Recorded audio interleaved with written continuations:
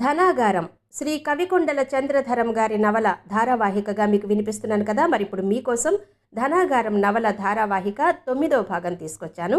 మరిక ఆలస్యం చేయకుండా కథలోకి వెళ్ళిపోదాం పదండి.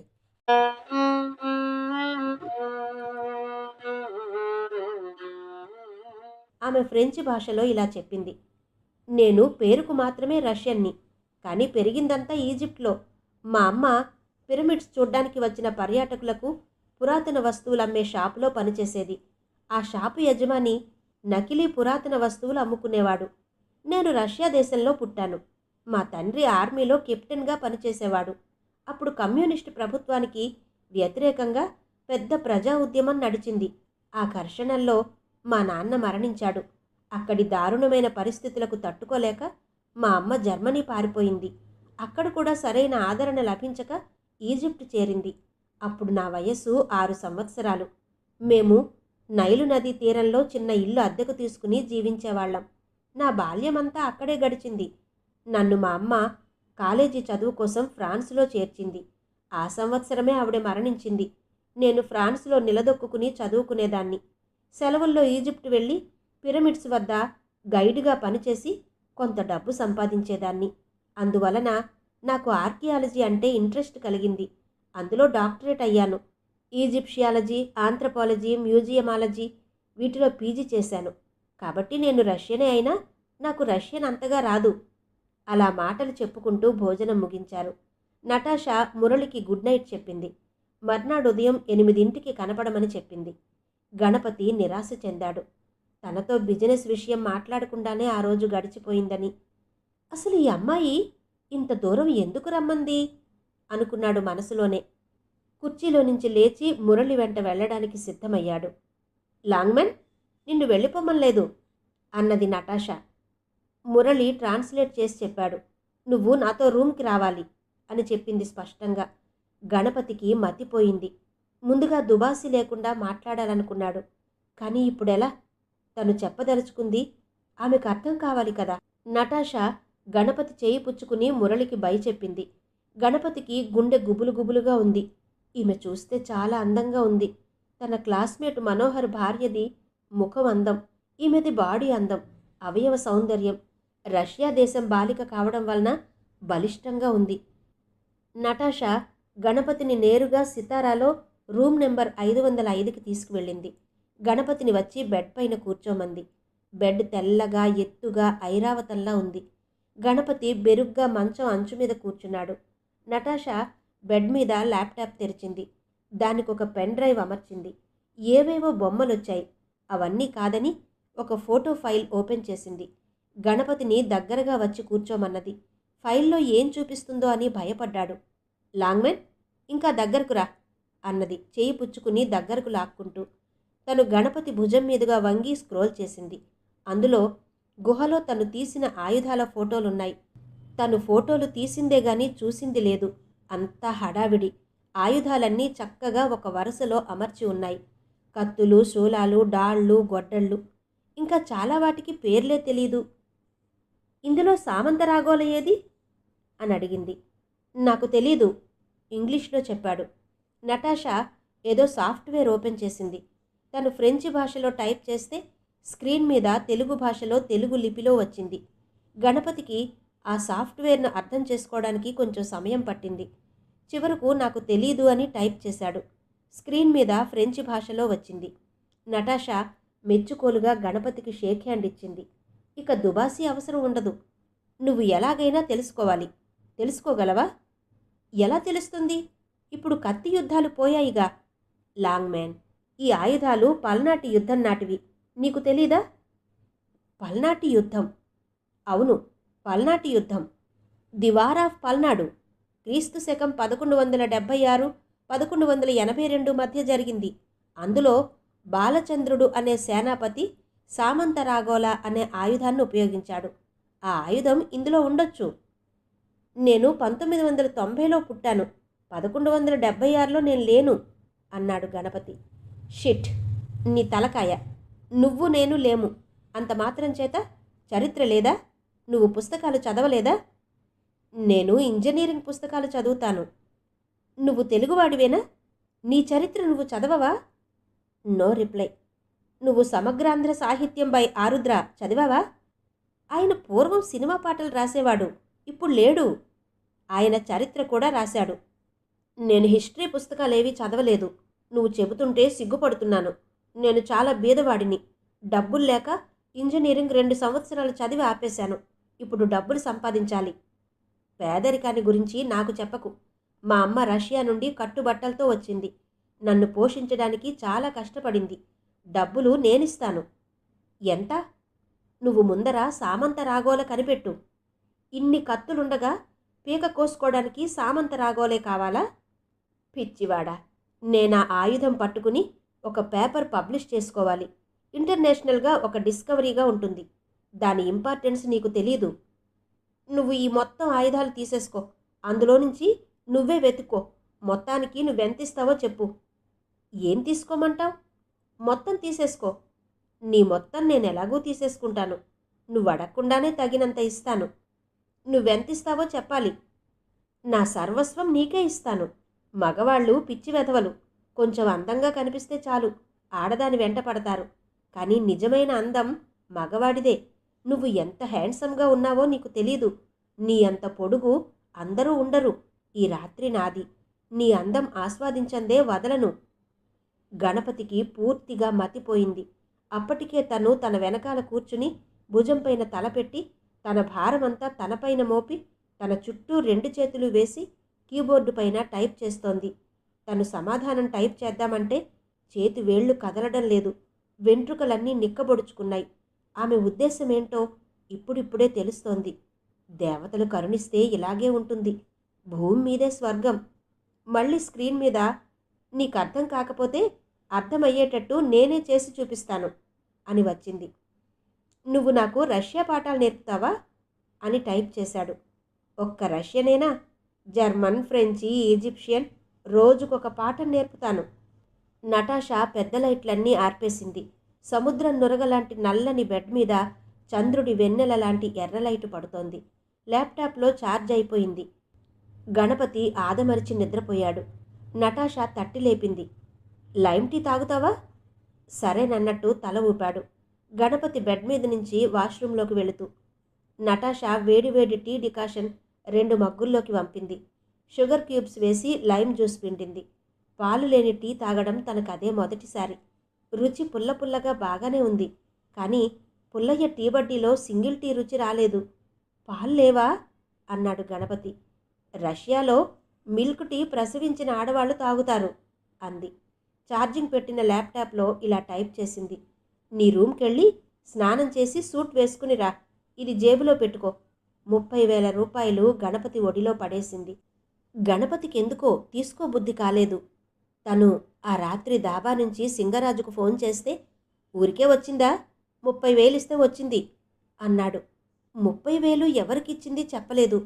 పొద్దున్నే నటాషా తనకు 30,000 ఎందుకిచ్చినట్టు? అంటే ఒక నైటుకు 30,000? గణపతి ల్యాప్టాప్పై ఎందుకు అని టైప్ చేశాడు. ఇక్కడే ఉండిపోతావా? వెళ్ళు అని సమాధానమిచ్చింది. ఓకే అని 30,000 ఎందుకైనా పనికొస్తుందని హాఫ్ పెంట్ జేబులో తోశాడు. ఇంతలో రిసెప్షన్ నుంచి ఫోన్ మోగింది. మురళి వచ్చాడు, పంపమంటారా అని. యా అన్నది నటాషా. ఇంకా అక్కడే ఉన్న గణపతిని టీషర్టు భుజాన వేసి తలుపు తీసి బయటకు తోసింది. గణపతి లిఫ్ట్ దిగేటప్పటికీ మురళి లిఫ్ట్ కోసం ఎదురు చూస్తున్నాడు. వెళ్ళిపోతున్న గణపతి దగ్గరకొచ్చి గుడ్ లక్ లాంగ్ మేన్ అన్నాడు అదో రకంగా నవ్వుతూ. గణపతి కూడా చిరునవ్వు నవ్వి వెళ్ళిపోయాడు.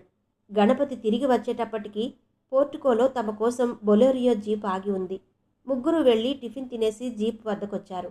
మురళి కూడా జీప్ ఎక్కి కూర్చుంటే నువ్విక్కడే ఉండు, మేము 2-3 గంటల్లోనే వచ్చేస్తాం అని చెప్పింది నటాషా.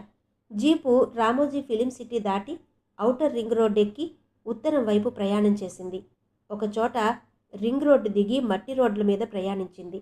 ఆ రోడ్డుకు 2 వైపులా పండ్ల తోటలు, కూరగాయల తోటలు ఉన్నాయి. బాగా కాచిన పొట్లకాయలు పందిళ్ల నుంచి పాముల్లాగా వ్రేళ్లాడుతున్నాయి. జీపు ఒక ఫారం హౌస్లోకి వెళ్ళి పోర్టుకోలో ఆగింది. చుట్టూతా అందమైన తోట, మధ్యలో బంగళా. పోర్టుకోలో పార్కు చేసిన లేంబోర్గిని హురకాన్ కారు. డ్రైవ్ చేసినతడు జీపు దిగి డోర్ తెరిచి పట్టుకుంటే గణపతి, నటాషా కారు దిగారు. హాయ్ అంటూ ఒక దంపతులు పోర్టికోలో ఎదురొచ్చారు. గణపతి ఆశ్చర్యపోయాడు. అవతలతను తన క్లాస్మేట్ మనోహర్. వాళ్ళిద్దరూ త్రిపురాంతకం వస్తే తను ముఖం చూపించకుండా చాటు వేశాడు సిగ్గుతో. అదే దంపతులు. మనోహర్ కొంచెం సేపటికి గుర్తించి, నువ్వు నువ్వు గణపతివి కదూ అన్నాడు. అవును, నువ్వు మనోహర్వి కదూ అన్నాడు గణపతి. అవును, ఈమె నా భార్య రాసలీల, గుజరాతీ కచ్రాణి. మంచిదే కదా, నువ్వు రాజువయ్యావు. సరేలే, నువ్వు రష్యన్ భార్యను సంపాదించావన్నమాట. భార్య పాడా, ఈవిడ బాడీకి నేను గార్డును అంతే. పేరు నటాషా. ఈమె మాకు తెలుసు బిజినెస్ ద్వారా. నీకెలా చిక్కింది? నువ్వు వల వేసేసావా? నీకే వల వేసిందా అడిగాడు మనోహర్. జీవితంలో నేనొక గాలానికి తగులుకున్నాను. ఈవిడ విడిపిస్తుందేమోనని తిరుగుతున్నాను. నన్ను వెంట తీసుకొచ్చింది. ఈవిడ భాష నాకు రాదు, నా భాష ఈవిడకు రాదు. అట్లా అనుకునేవు. ఆవులిస్తే పేగులు లెక్క పెడుతుంది. మహామేధావి, చాలా గట్టిది కూడా. బాడీ చూసి గుండ్రంగా మెత్తగా ఉందనుకునేవు. మనోహర్ నవ్వుతూ అన్నాడు. నాకు ఈవిడ కొత్తే. నువ్వేం గాలం వేశావు ఈ పాలరాతి బొమ్మకి అడిగాడు గణపతి. నేనా? ఒక పార్టీలో పడింది నా పొడుగు చూసి. కానీ పడింది నేను. ఈమె ఒడిలో నేనొక బొచ్చు కుక్కని. నేనీమె మెడలో తాళి కట్టాను. ఈమె నా మెడలో కుక్క గొలుసు కట్టింది. కాకపోతే బంగారుది. ముద్దు ముద్దుగా చూసుకుంటోంది. బంగారు బిస్కెట్లయితే పెడుతోంది. అది కూడా అదృష్టమేగా అన్నాడు గణపతి. మనోహర్ విషాదంగా నిట్టూర్చాడు. మగాళ్ళం మనం అందం చూసి పడిపోతాం గానీ beauty is only skin deep. ముందు ముందు నీకే తెలుస్తుంది అన్నాడు మనోహర్. మనోహర్ అందం ఓన్లీ స్కిన్ డీప్ అన్నాడు గాని ఆ మాట గణపతి మనసు ఒప్పుకోలేదు. A thing of beauty is joy for ever అన్నాడొక భావుకవి. కానీ అంతర సౌందర్యం వెంటనే కనబడదు. బాహ్య సౌందర్యం వెంటనే ఆకర్షిస్తుంది. రాసలీల అందమే వేరు. మేని రంగు మేలిమి బంగారం. అద్భుతమైన ముఖ సౌందర్యం. ఆ కన్నులు తామర రేకులే. ఆ ముక్కు పొడుగ్గా సూదిగా ఉండి చివరి కొన వంపు తిరిగి ఉంది. ఆ చెంపలు, ఆ బుగ్గలు, ఆ చిరునవ్వు చిందులాడే పెదవులు అద్భుతం. ఒకప్పుడు సృష్టించిన వాడికన్నా సృష్టించబడింది అందంగా ఉంటుందేమో. చినుకుపాతల బడుగు బ్రతుకుల నేతగాడు నేసిన పట్టుచీర చాలా అందంగా ఉంటుంది. నటాషా అందం వేరు. ముఖ సౌందర్యం వాళ్ళ దేశాన్ని పట్టి ఉంటుంది. బాడీ మాత్రం అద్భుతం. అన్నీ భారీగానే ఉన్నాయి. ఆ రూపం చూడాల్సిందే గాని పోల్చడానికి ఏదీ సరిపోదు. నటాషా, రాసలీల ఇద్దరు లోపలికి వెళ్ళిపోయారు బిజినెస్ విషయాలు మాట్లాడుకోవడానికి. మనోహర్ గణపతిని తమ తోటను, గోశాలను చూద్దువుగాని రా అని తీసుకెళ్లాడు. ద్రాక్ష పందిర్లు, బొప్పాయి తోట, అరటి తోట చాలా అందంగా ఉన్నాయి. గోశాలలో 5 ఆవులు చక్కగా మేస్తున్నాయి. అవి ఇక్కడ ఆవులు కావు, ఉత్తర హిందుస్థానం జాతులు. అలా 2 గంటలు గడిచింది. స్నేహితులిద్దరూ మాట్లాడుకుంటూ వచ్చేటప్పటికి ఆడవాళ్ళిద్దరూ మాట్లాడుకోవడం అయిపోయింది. పోట్లాడుకుంటూ కనిపించారు. ఒకరినొకరు ఫ్రెంచి భాషలో తిట్టుకుంటున్నారు. చేతులు తిప్పుతూ వారు చూపించే భంగిమలు చూస్తే చాలా అసభ్యకరమైన నాటు భాషలో తిట్టుకుంటున్నారనిపించింది. అంత అందమైన వాళ్ళు అంత అసభ్యంగా అశ్లీల భాషలో తిట్టుకోవడం గణపతికి చాలా ఎబ్బెట్టుగా అనిపించింది. మనోహర్, ఇదేంటి? వాళ్లకు నువ్వు సర్ది చెప్పొచ్చు కదా అన్నాడు గణపతి. నేను ముందరే చెప్పాను. కుక్కపిల్ల యజమానిని కరవడానికి కాదు, కాళ్ళు నాకడానికి. అంతే. నేను మాట్లాడితే ఆ కోపమంతా నా మీదకు మళ్ళుతుంది. అప్పుడు నా పరువు పోవడం తప్పితే మరే ప్రయోజనం ఉండదు. మా ఆవిడ తండ్రి ఒక ఇంటర్నేషనల్ వ్యాపారి. ఆయన పోతూ పోతూ ఆ వ్యాపారం ఈవిడకు అప్పగించాడు. న్యాయంగా సంపాదించేవాడెవడు ఇంత ఐశ్వర్యం పొందలేడు. ఈవిడకు ఇంటర్నేషనల్గా చాలా లావాదేవీలున్నాయి అన్నాడు.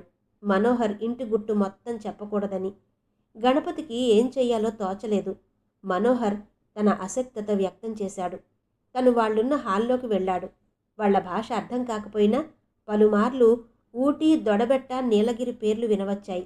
గణపతి యువతలకొచ్చి మనోహర్తో, వీళ్ళు ఏ విషయంలో గొడవ పడుతున్నారు అని అడిగాడు. ఏదో అస్థిపంజరం. అందరూ కలిసి అమ్మేశారు. అందులో వాటాలు తెగక కొట్టుకుంటున్నారు. అస్థిపంజరమా? మన దేశందే. చాలా పురాతనమైంది. ప్రస్తుతం కోస్టారికాలో అండర్ గ్రౌండ్లో ఉంది. అస్థిపంజరానికి చాలా విలువుంటుందా? అడిగాడు గణపతి. డయానా తెగిపోయిన చెప్పులకు విలువుండగా లేంది అపూర్వమైన అస్థిపంజరానికి ఉండదా? కొనే పిచ్చాడు దొరకాలే గాని $1 మిలియన్ అమ్మేశారు. ప్యాకింగ్ ఫార్వార్డింగ్ కమిషన్ అదనం. అస్థిపంజరాన్ని ఏం చేసుకుంటారు? దాని రేటు పెంచి ఏ మ్యూజియంకో అమ్మేస్తారు. డబ్బు ఎక్కువైన వాడు ఏవైనా చేస్తాడు. కొంచెం సేపటికి నటాషా యువతలకొచ్చింది. అయితే తెల్లని ముఖం కోపంతో అరిచి అరిచి ఎర్రగా మిరప పండులా అయింది.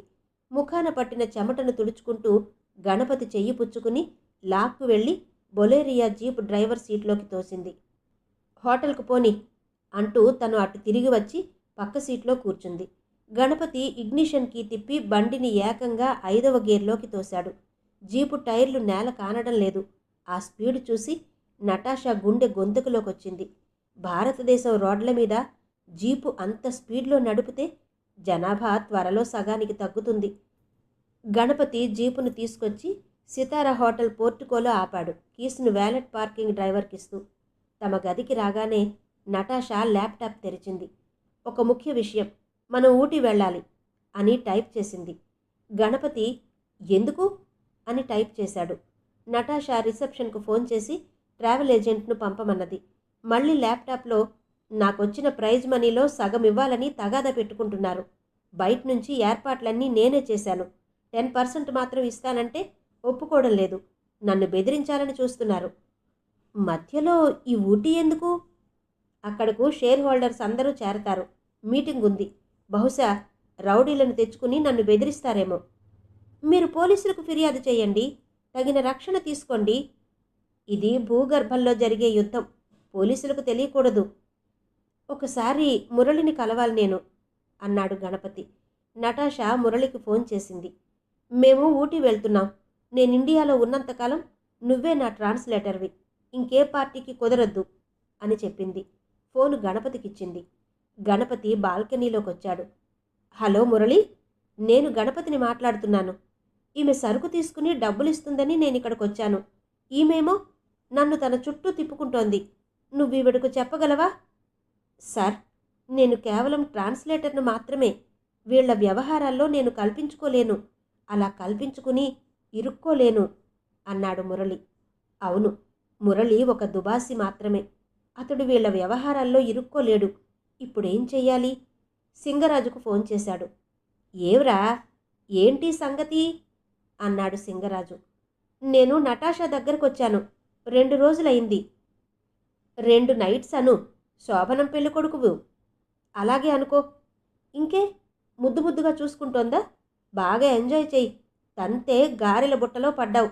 కాదు కాదు, ఓట్కా పీపాలో పడ్డావు. పీల్చగలిగినంత పీల్చు. నువ్వన్నది కొంతవరకు నిజమే. కానీ ఈ అమ్మాయి నన్ను పర్మనెంట్గా ఉంచేసుకోవాలనుకుంటోంది, బాడీగార్డుగా. మంచిదేగా, 3 స్టార్ హోటల్ జీవితం. కానీ నన్ను తన అండర్ గ్రౌండ్లోకి లాగుతోందనిపిస్తోంది. నువ్విప్పటికే చాలా లోతుకు వెళ్ళిపోయావుగా. అలాగే అండర్ గ్రౌండ్లోకి వెళ్ళు. భవిష్యత్తులో పెద్ద డాన్ అయిపోతావు. డాన్ కాదు, డౌన్ అయిపోతాను. నాకు నేర చరిత్ర ఇష్టం లేదు. ఏదైనా కష్టపడి బతకాలి. దేశంలో కష్టపడుతున్న వాళ్ళు చాలామందే ఉన్నారులే. వాళ్ళందరూ సంపాదిస్తున్నారా? నీకు అవకాశం వచ్చింది. పిలిచి పిల్లనిస్తే కాదండం దేనికి? అది కాదురా, ఈవిడ స్కెలిటన్ విషయంలో ఇతరులతో గొడవ పడుతోంది. అందులోకి నన్ను లాగాలని చూస్తోంది. $1 మిలియన్ అమ్మేశారట. అవును, ఒక పక్క రాసలీల, ఇంకో పక్క నీ అల్లావుద్దీన్ బాధిస్తున్నారు. ఫారిన్లో వ్యవహారమంతా ఆ అమ్మాయే అరేంజ్ చేసింది. ఎవళ్ల కమిషన్ వాళ్లకు రాకపోతే పీకలు తెగుతాయి. నువ్వు ఈ అమ్మాయితో మాట్లాడు. ఆయుధాలు మొత్తం తీసేసుకుని మాకేమిస్తుందో చెప్పమను. ఒరే గణపతి, నేను అల్లావుద్దీన్కు బ్రోకర్ను, ఈ అమ్మాయికి కాదు. అందుచేత డైరెక్ట్గా ఏమీ చెయ్యలేను. సరే, ఫోన్ పెట్టే. మన విధి చేతిలో బొమ్మలం. ఎలా ఆడిస్తే అలా ఆడాలి. ఏమీ లేని ఎండుటాకు గాలి ఎటు వేస్తే అటు కొట్టుకుపోవాల్సిందే. అలా అధైర్యపడకు గణపతి. నీకు మరీ పీకల మీదకొస్తే నేను ఇంటర్ఫీర్ అవుతాలే అన్నాడు సింగరాజు. గణపతి త్రిపురాంతకం వదిలి 3 నెలలైంది. తను కోయంబత్తూరు నుంచి వేసుకొచ్చిన పాత ఇంపాలా కారును గంగిరెడ్డి గారి ఇటుక ఆమం వద్దకు పోనిచ్చాడు. కారు ఆపి తమ రేకుల గదివైపు వెళ్ళాడు. తాళం వేసి ఉంది. ఇటుక ఆమంలో కూలీలందరూ కొత్తవాళ్లే కనిపిస్తున్నారు. తననెవరూ గుర్తుపట్టలేదు. గణపతి ఆమంలో కూలీలను గంగుల్ని గురించి చిన్నయ్యని గురించి అడిగాడు. గంగులెవరో తెలీదన్నారు. చిన్నయ్య సూపర్వైజర్, ఒక సాధువు చనిపోతే అక్కడకు వెళ్ళాడని చెప్పారు. గణపతి ఎడమ కన్నదిరింది. మన సాధువు బాబాయ్ కాదు కదా. మనసు కీడును శంకించింది. కారు తీసుకుని బాలా త్రిపుర సుందరి దేవాలయం వద్దకు వెళ్ళాడు. అక్కడ బిచ్చగాళ్ళెవళ్ళు వరుసలో కూర్చోలేదు. స్ట్రైక్ చేశారా అన్నట్టుంది. కొబ్బరికాయల కొట్టు స్వామికి తను తెలుసు. అతనికే కాదు, 6 అడుగుల 1 అంగుళం పొడుగుండే గణపతి ఊరందరికీ తెలుసు. కొబ్బరికాయల కొట్టు స్వామి లేడు. కొట్లో ఒక అమ్మాయి కూర్చునుంది. తనకేమీ తెలీదంది. గణపతి కారును మలుపుకుని టీ కొట్టు వద్ద ఆపాడు. టీ కొట్టు యజమాని పుల్లయ్యని అడిగాడు. ఇక్కడెవరో సాధువు పోయాడట కదా అని. ఇంకెవరు? మీ సాధువే, శివస్వామి. ఎక్కడకు తీసుకెళ్లారు? కొండవతల నల్లమద్ది చెట్టుకాడికి. గణపతి కారుని అక్కడ వదిలేసి పరిగెత్తుకుంటూ వెళ్ళాడు. గణపతికి మనసులో తానేదో చాలా తప్పు చేసినట్టు అనిపించింది. అప్పటికి సాధువు పార్థివ శరీరాన్ని గోయి తీసి గోతిలో దింపి మట్టి పూడ్చేశారు. గణపతి సమాధిపై పడి బావురుమని ఏడ్చాడు. అంతిమ సంస్కారానికి వచ్చిన సాధువులు భిక్షుకులు తలా కాస్త మట్టి వేసి చేతులు దులుపుకుని ఒకరొకరే వెళ్ళిపోయారు. చిన్నయ్య పారతో మట్టిలాగి గట్టిపరుస్తున్నాడు. గణపతి చిన్నయ్యను గట్టిగా కౌగలించుకుని ఏడుస్తున్నాడు. చిన్నయ్య గణపతిని గొంగళి పురుగును విదిలించినట్టు విదిలించాడు. వెళ్ళిపోయే సాధువులు భిక్షుకులు కూడా గణపతి సూటు బూటు చూసి చేదరించుకుంటున్నట్టు ఒక చూపు చూసి వెళ్లారు. చివరకు అక్కడ చిన్నయ్య గణపతి మాత్రమే మిగిలారు. గణపతి చిన్నయ్య భుజం మీద చెయ్యి వేశాడు. చిన్నయ్య ఆ చేతిని తోసి పారేశాడు. చిన్నయ్య వెళ్ళి మద్ది చెట్టు కింద కూర్చుని చేతుల్లో ముఖం దాచుకుని వెక్కి వెక్కి ఏడుస్తున్నాడు. చిన్నయ్య, నీకు నా మీద చాలా కోపంగా ఉంది కదూ అన్నాడు గణపతి. నువ్వు నమ్మక ద్రోహివి, దుర్మార్గుడా. అన్నీ అమ్ముకు తిన్నావుగా, ఇంకా ఇక్కడికెందుకొచ్చావు? పో, నన్ను ముట్టుకోకు. నిన్ను చూస్తే అసహ్యం వేస్తోంది. అరే చిన్నా, నేను ద్రోహిని కానురా. ఈ నల్లమద్ది చెట్టు సాక్షిగా చెబుతున్నా, నా పరిస్థితులు అలాంటివి. నువ్వింకేం చెప్పొద్దు, హైదరాబాద్ వెళ్ళిపో. చిన్నయ్య, గంగులేడి కనపడ్డం లేదు. వెళ్ళిపోయాడు. వాడు కూడా నన్ను నమ్మక ద్రోహి అన్నాడా? పోనీ సాధువు బాబా ఏమనేవాడు? కాకయ్య మాత్రం వాడేదో సమస్యలో ఇరుక్కునుంటాడు, లేకపోతే ఒక ఫోన్ అయినా చేసి ఉండేవాడు అని మమ్మల్ని ఓదార్చేవాడు. చూసావా, బాబాయ్ ఒక్కడైనా నన్ను అర్థం చేసుకున్నాడు. ఎంతైనా పెద్దవాడు పెద్దవాడే. బాబాయ్కి ఏం జబ్బు చేసింది? నువ్వు వెళ్ళిన తర్వాత బాబాయ్ బాగా డీలా పడిపోయాడు. పోలీసులకు చిక్కావేమోననేవాడు. కాకయ్యకి ఎండలో కూర్చుంటే కళ్ళు తిరిగేవి. రాత్రి గుండెపోటు వచ్చిందట. గుండెపోటు వచ్చిందని ఎలా తెలిసింది? ఆ గడ్డం సామి కాకయ్య ఒకచోట పడుకునేవాళ్ళు. అర్ధరాత్రి గుండెపోటు రాగానే గడ్డం సామిని పిలిచి ఇటుకామంలో పనిచేసే చిన్నయ్యను పిలుచుకు రమ్మన్నాడట. ఆ ముసలాయన నా దగ్గరకొచ్చి చెప్పగానే పరిగెత్తుకుంటూ వెళ్ళాను. అప్పటికే కాకయ్య కైలాసం వెళ్ళిపోయాడు. గంగులెక్కడికి వెళ్ళాడు? ఏమో. ఏమో అంటే చెప్పి వెళ్ళలేదా? కొంకణి ముఠా విరూపన్న చారుమతి వెళుతుంటే వాళ్లతో వెళ్ళిపోయాడు. వాళ్ళెక్కడికి వెళ్ళారు? వాళ్ళ దేశం. పొద్దుట్నుంచి ఏమైనా తిన్నావా? కాకయ్య శవాన్ని ముందర పెట్టుకుని తింటూ కూర్చుంటారా? పద, స్నానం చేసి ఏదైనా తిందాం. నేను రాను. రాకపోతే ఏం చేస్తావు? ఇక్కడే ఉండి కాకయ్యతో పాటు చచ్చిపోతా. ఆడదాల్లా ఏడవకు. నువ్వు బాబాయికి చివరిదాకా దగ్గరున్నావు. ఒక కొడుకులాగా అంత్యక్రియలు చేశావు. నీ రుణం తీర్చుకున్నావు. బాబాయ్ అనేవాడు, నిధి మన నుదుటి మీద రాసుంటే ఎవడూ చెరిపెయ్యలేడురా అని. బాబాయికి ఆ సొమ్ము తినే యోగ్యత లేదు. కాదు కాదు, ఎంతైనా బాబాయి సన్యాసం పుచ్చుకున్నట్టే. ఎంతో కాలంగా కాషాయం కట్టుకున్నాడు. భిక్షాటనతో బతికాడు. సన్యాసులు దేనికి ఆశపడకూడదు, వైరాగ్యం పాటించాలి. అందుకే సరైన సమయంలో వెళ్ళిపోయాడు. ఇది ఎంతైనా దొంగ సొమ్ము. ఆ రాత నీ ఒక్కడి మొహానే రాసుంది. నువ్వే తిను. అంతా నీ బొంద మీద వేసి కొట్టుకో అన్నాడు చిన్నయ్య. గీత నీ మొహాన గంగులు మొహాన కూడా రాసుంది. గంగులు ఆశ వదులుకుని వెళ్ళిపోయాడు. చారుమతిని పెళ్లాడతాననేవాడు. వాడికి నిధి మీద ఆశ లేక కాదు. విరూపన్న కూతురు చారుమతి ముడ్డెనకాల వెళ్ళాడు. గంగుల్ని వెతికి పట్టుకోవడం అంత కష్టమైన పనేం కాదు. నువ్వేడుస్తూ కూర్చోవడం కాదు. నువ్వు మొదట్నుంచి చివరిదాకా బాబాయిని అంటి పెట్టుకుని ఉన్నవాడివి. నువ్వు బాబాయికి కర్మ చెయ్యి. పెద్ద కర్మ రోజున సాధువులకు, భిక్షుకులకు అందరికీ భోజనాలు పెట్టు, బట్టలు పెట్టు. అప్పుడు చేసినట్టే గోదానం చెయ్యి. ఎంత డబ్బైనా ఖర్చు పెట్టు. డబ్బుకు కొదవలేదు అన్నట్టు హైదరాబాదులో అన్ని టీవీ ఛానల్స్ చూశాను. మీ టీవీ వచ్చింది. వచ్చిందా? చిన్నయ్య ముఖం చాటంత అయింది. వచ్చింది. అందులో ఒక యాంకర్ ఆరోగ్య సూత్రాలు, గర్భిణీ స్త్రీలు తీసుకోవలసిన జాగ్రత్తలు అనే కార్యక్రమంలో వచ్చింది. ఆ యాంకర్ పేరు సుభాషిణి. ఆ అమ్మాయే. బాగుందా? మధ్య మధ్యలో ఒక డ్యాన్స్ ప్రోగ్రాం వచ్చింది. అందులో మన త్రిపురాంతకం గుడి ఉంది. డ్యాన్స్ ఉందా? ఆ అమ్మాయే సుభాషిణి. ఏం పాట పాడింది? ఏదో హారతి పాట. హారతి గోనిమిది త్రిపురాంతక అట్లా పాడిందా? అవును, అదే పాట పాడింది. ఆ అమ్మాయి చాలా నాజూగ్గా ఉంది. ఆ అమ్మాయితో మాట్లాడడం ఫోన్లో కుదురుతుందా? ఫోన్ నెంబర్ దొరుకుతుందా? అడిగాడు చిన్నయ్య. ఆరోగ్య సూత్రాలు, గర్భిణీ స్త్రీలు తీసుకోవలసిన జాగ్రత్తలు కార్యక్రమానికి ఫోన్ చేస్తే ఆ అమ్మాయే పలుకుతుంది అన్నాడు గణపతి. ఆ నెంబర్ ఇస్తావా నాకు? మరి నీకు గర్భిణీ స్త్రీలాగా మాట్లాడవచ్చా? చిన్నయ్య గొంతులో పచ్చి వెలక్కాయ పడింది. నువ్వేం బెంగ పెట్టుకోకు. నిన్ను తీసుకువెళ్ళి ఆ అమ్మాయికి పరిచయం చేస్తాను. ఆ తర్వాత మీ ఇష్టం. ఎలా పరిచయం చేస్తావు? దేశాలంబడి తిరిగితే అన్నీ తెలుస్తాయి. అన్నీ తెలిసిన వాడివి మమ్మల్ని వదిలేసి పారిపోయావే. మరి నా కథ చెబుతాను, వింటావా? ముందర స్నానం చేసి ఏదైనా తిందావురా అన్నాడు గణపతి.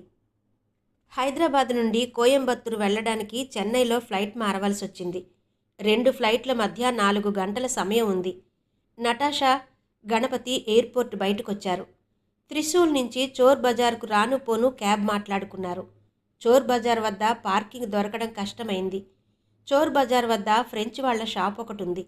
వాళ్ల తాత ముత్తాతలు ఫ్రెంచ్ ఆర్మీలో చేరి పాండిచ్చేరి వచ్చి ఇక్కడ నిలబడిపోయారు.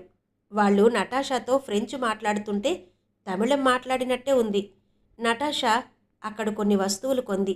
వాటితో పాటు ఒక పెన్ నైఫ్ కొంది.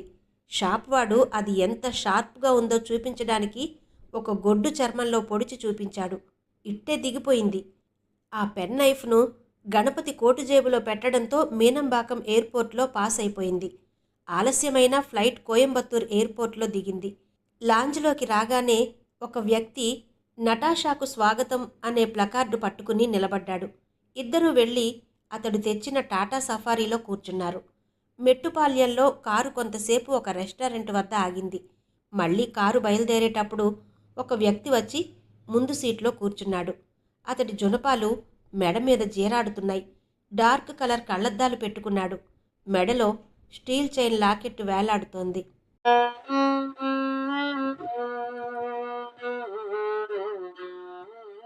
ధనాగారం ధారావాహిక నవల 9వ భాగం విన్నారు కదా. మిగిలిన కథ తర్వాతి భాగాల్లో వినిపిస్తాను. అంతవరకు సెలవు. నమస్తే.